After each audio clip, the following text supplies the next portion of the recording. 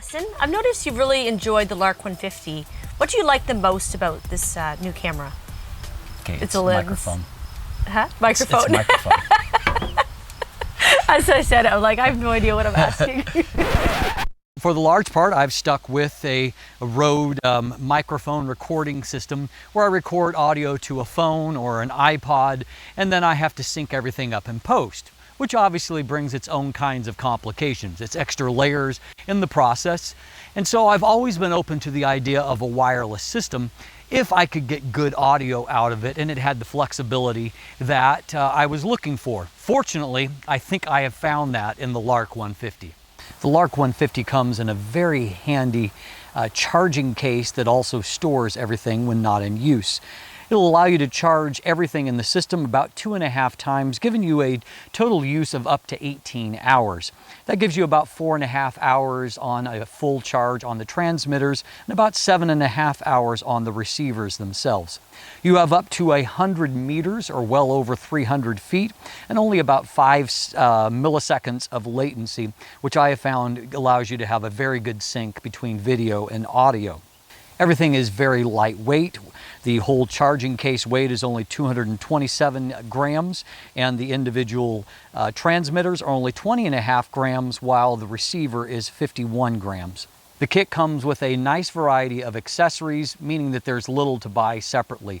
You have the aforementioned wind muffs. You also have 2 different Lavalier mics if you have the interview kit, or a single if you have the single kit.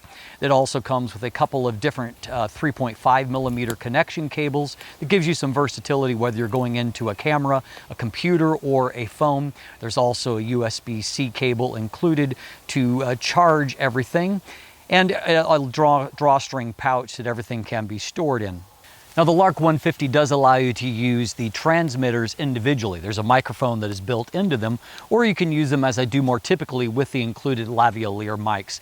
I typically prefer the Lavalier because it's a slimmer, more lower profile than what this is, much more obvious. But this could be handy either for run and gun work, or it also could be useful if you're going to just set the actual transmitter, maybe on a table or somewhere nearby where you're picking up, audio close to the subject, but not as exclusively as you would with a Lavalier, so a little bit more environmental sound.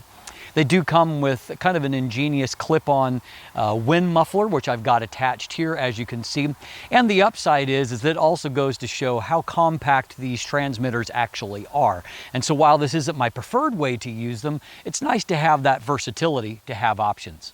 One of the things that immediately stood out to me as I unboxed and then began to use the Lark 150 system is that, number one, this is really slick design. In many ways, kind of remind me of Apple products in that it's packaged very well. And then the other thing is that it's how intuitive it is to use. Very much like a modern set of Bluetooth earbuds.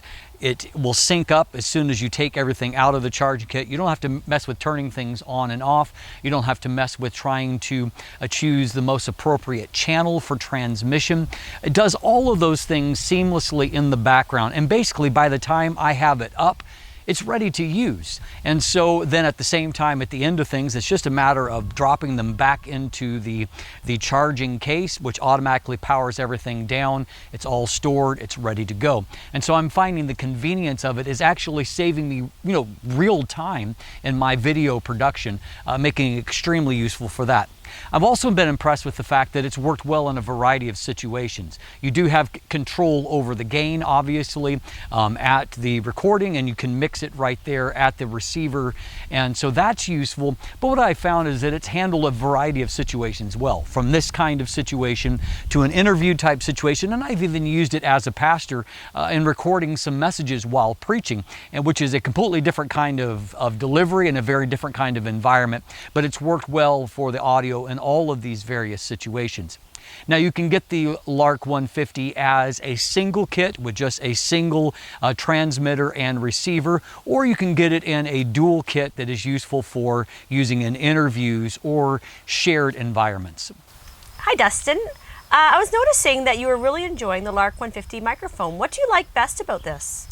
I think that what really stands out to me is just kind of the plug and play. It's like, a lot of the more recent Bluetooth headphones, they just work. They've got the charging dock. You take them out, they're automatically syncing on.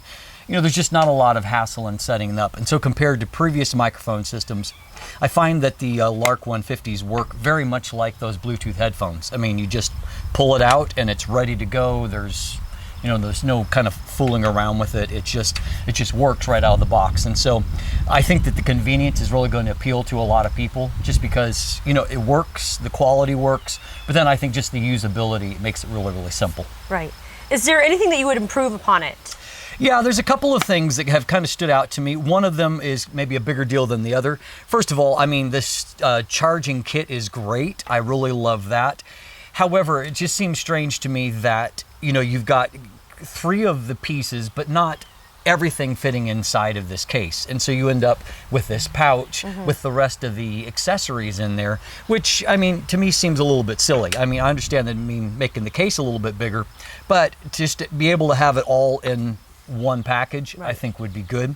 The second thing is that I would love to see them utilize maybe in a future version the ability to just kind of transfer audio through the new, in a lot of the new recent Sony cameras, there is the ability to, through the actual hot shoe, to communicate audio, digital audio. And so I think that would be a great next step for them, rather than having to have a separate cable where you have to connect from the receiver into the camera with a cable, which I have forgotten to do a couple of times, right, and had to re-record a segment.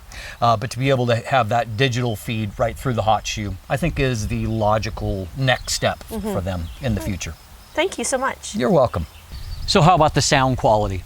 I found the sound quality to be roughly similar to the systems I've been using over the years, which largely have been things like the Rode Smart Lav Plus, which I've recorded to an iPhone or an iPod with. And so I'm finding that I'm not really losing anything and getting a much cleaner process in terms of automatically having the audio and the video synced up, ready to go right off the memory card without having to do any kind of work in post to sync those things up.